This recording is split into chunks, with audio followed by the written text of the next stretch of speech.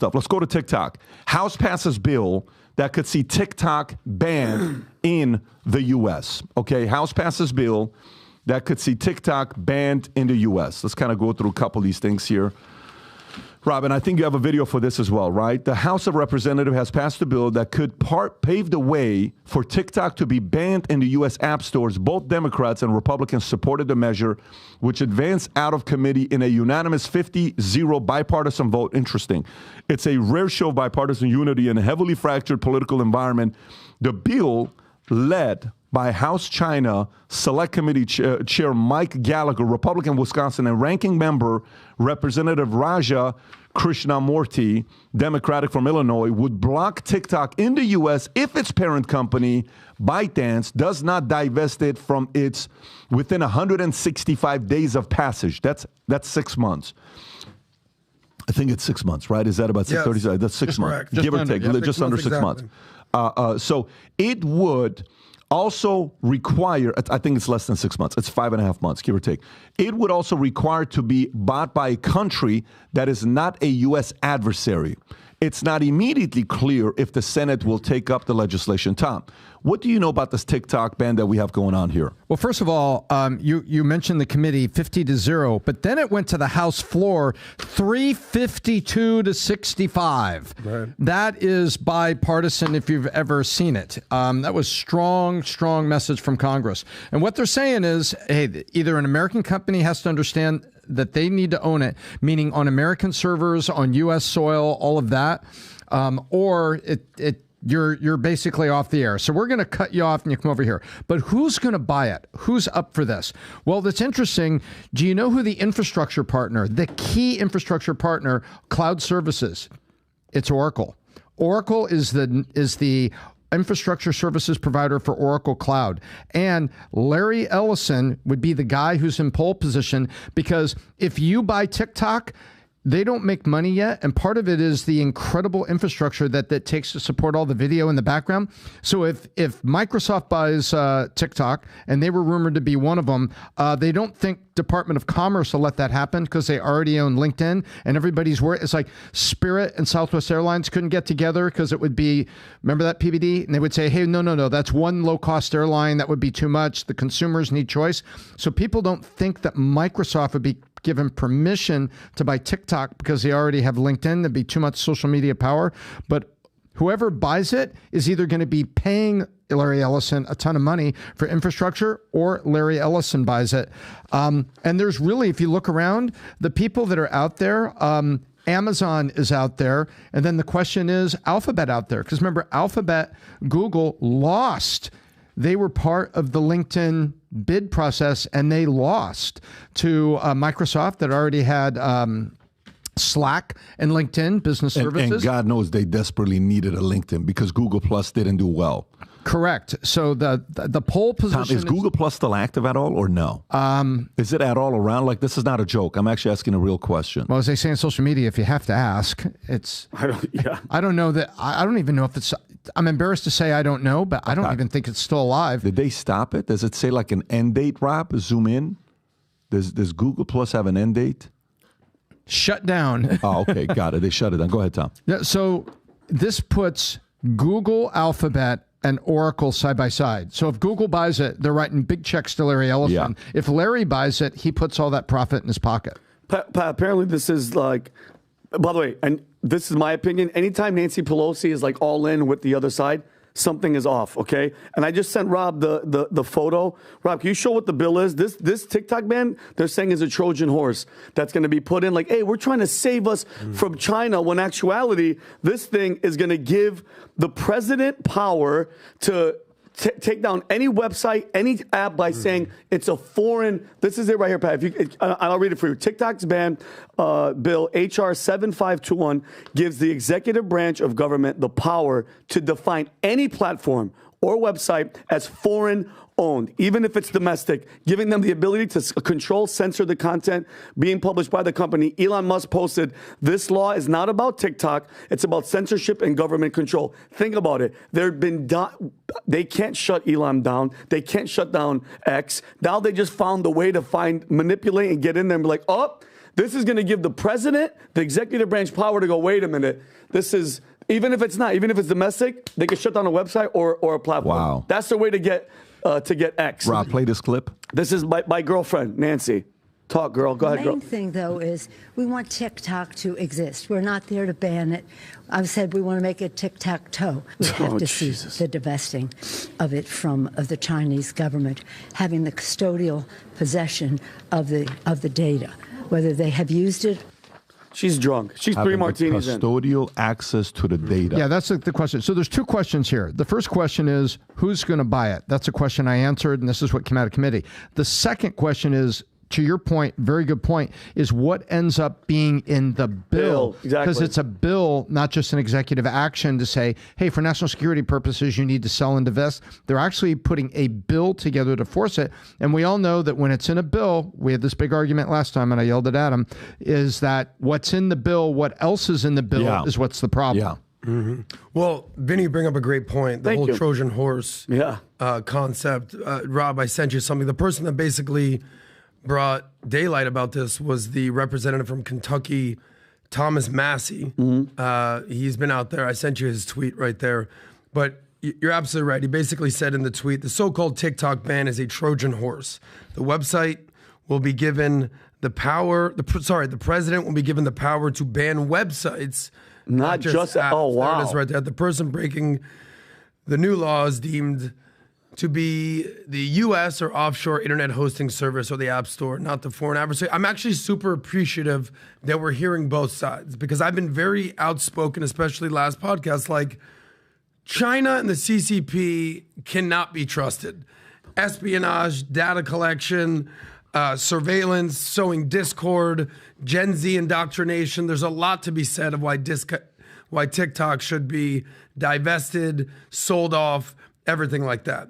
So there's been leaks. You know, we talked about whistleblowers with Boeing. We've talked about whistleblowers with January 6th.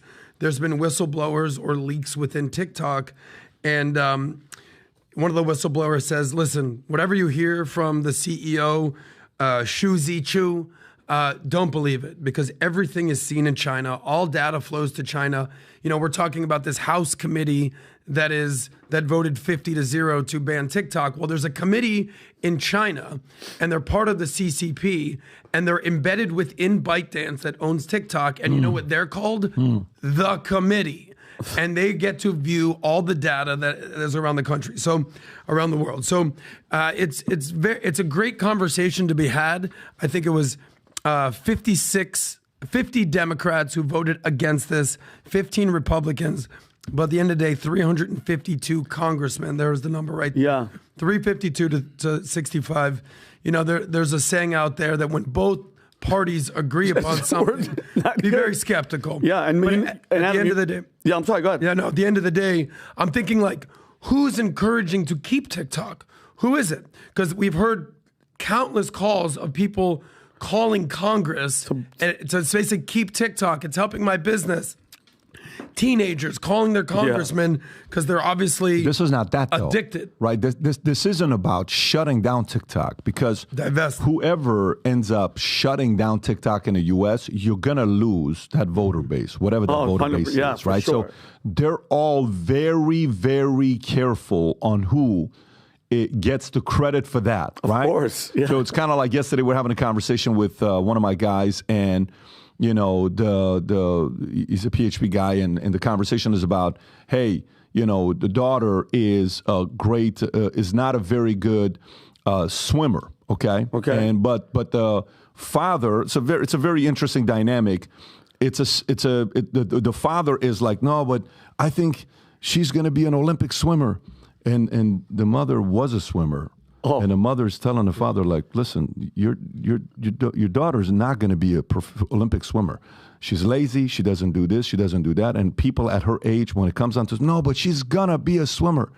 So I'm having a conversation here saying, how do I break this down to that person, my husband, that my stepdaughter is not going to be a professional swimmer? I said, well, always find somebody else to give bad news like that. Yeah. If it's a dynamic like that, you're marrying somebody with another kid, that the father is always going to protect their kids than the new spouse that they're married to, right? Nobody here wants to get the credit for that. Having said that, that's not what they're saying. They're not saying shutting down TikTok in the States. They're simply talking about divesting and having somebody else own them.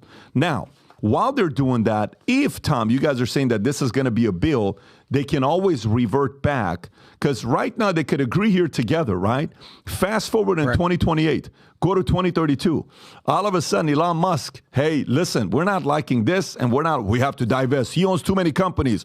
He owns Tesla. He owns this. He owns that. We have to divest what's going on with Twitter, and that could be a way for them to use this as a bill to get a company that is an opposing company to all the other social media companies they control to give up control as well. And you nailed it. Like, think about it.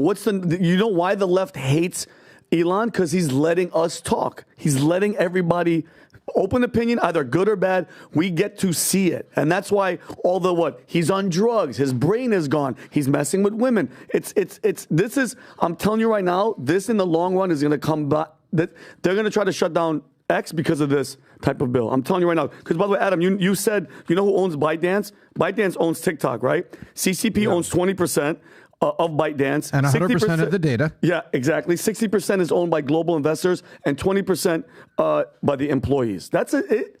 I don't know, man. Like I said, anytime Nancy Pelosi is like, TikTok, I don't trust her at all. If she's pro something, I'm against it. Yeah, we've gone pretty heavy on this. I think it comes down to two things: an executive order to demand that the data of TikTok stays in the United States and TikTok stays up. That is the path for the consumers that want to use TikTok, and to protect the data from getting to the CCP. When you allow Congress to do it with a bill, you get the sausage making and everything else that's in the bill. Well, speaking of sausage making, there's actually a case example here. There's precedent here, and here's where all the Adam is gay chants. You could start it now, guys. Here's the precedent. Adam's gay. Never stopped. There it is. There it is. Adam's gay. Don't tell all the girls that I hang out with that I'm gay. I don't want them to find out. Anyway, there's been precedent from this, and there was a Chinese-owned company that had to divest from their CCP overlord. And who was that? Your favorite app, Vinny? Grindr. Thanks, Adam. Yeah, no worries. So Grindr was sold by a Chinese owner after U.S. raised national security concerns. It was sold for $600 million back in 2020. The Chinese gaming giant Beijing Kunlun has agreed to sell a popular gay dating app, there it is, Rob, for about $600 million, ending a tumultuous 4 years under Chinese ownership. Yes. So there's precedent here of divesting from this. Reuters reports that the Chinese company sold 98% stake in Grindr to U.S.-based company. It was so horrible because I had to let me ask this question. Though. Let me ask this question. This is what kind of an app? This Grindr is what? Grindr is a gay dating It's like the app. Tinder for the as if they need it. So it's a gay dating app. Can you find out? I'm actually really curious. Yeah. So this was started by a Chinese firm that owns 98% of it, and they sold it to an American for $600 million. Here it is right here. It says the app originally developed in LA, raised national concerns after it was acquired by Beijing company in 2016 for $93 million. Ownership was later scrutinized by U.S. government, so it was, I guess, originated. Can you in do LA, me a favor and ask if Grindr, what countries Grindr is in? Like, is Grindr in China? I cannot believe we're doing this, but is Grindr in China? Right. Can you just meeting up at a bar? So I just say you like. Censor. I want to know what. So zoom in right there. Government restricted countries. Of course. Of course. Indonesia, Turkey, Lebanon, Qatar, Pakistan, Peru. Okay, got it. Yeah. Sanctioned countries. Crimea, Syria, North Korea, Cuba, Sudan. Countries where Grindr is delisted. China. Are you kidding me? Wow. Are you kidding me?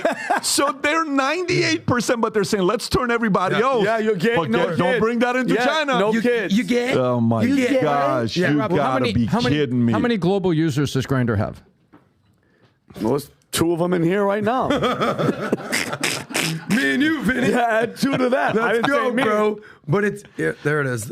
More than 13 Grindr million is the monthly. number one social network for the LGBTQ community, with more than 13 million monthly active users in virtually every country in the world. Grindr has grown to become a fundamental part of the queer community since its launch in 2009. Wow, look at that. They have tens of millions of users, man. They got users up the ass. Tom. Nobody. Everyone here thinks Tom is like this, like nerdy, He's geeky, so like square guy. dirty. He's so dirty. So down below. dirty, you filthy. Go ahead, smell Don Lemon's pants. But What's interesting, and this is actually being serious, we're talking about divesting or banning TikTok, whatever they're discussing right now. In America, the joke is like, I don't need Chinese stealing my data. We got American-owned companies to do that. I got Facebook to do that. But the reality is this. None of the apps that are founded here in America, whether it's Facebook, Meta, Instagram, Snapchat, anything like that, are allowed in China. Zero. None of them whatsoever. You've talked about this a million times. Yet TikTok is the fastest growing app, especially among Gen Z. It's sort of ironic that they're not allowed in China, but they can basically indoctrinate our youth here in America. Well, listen, I'm sure the audience that's listening to this, Tom, are super grateful for learning about Grindr through Adam. And guys, if you want to, maybe if you don't use the app Grindr and you want to use it in a different app, you can connect with Adam instead of using Grindr. Right there. That's his QR code. And you can send your support his way. And who knows? Maybe some of you guys can convert him into getting on Grindr, but that's what we have right now. Tom, were you going to say something about Grindr? Yeah, no, I was going to say something about China. They may not allow Grindr and things like this, but they sure have quiet capitalism, because you notice they bought Grindr for $93 million and they sold it for $900. Yeah. So there may be communism there, but the CCP and the overlords, deep underneath, they appear to be capitalists. Yeah, well, it is what it is.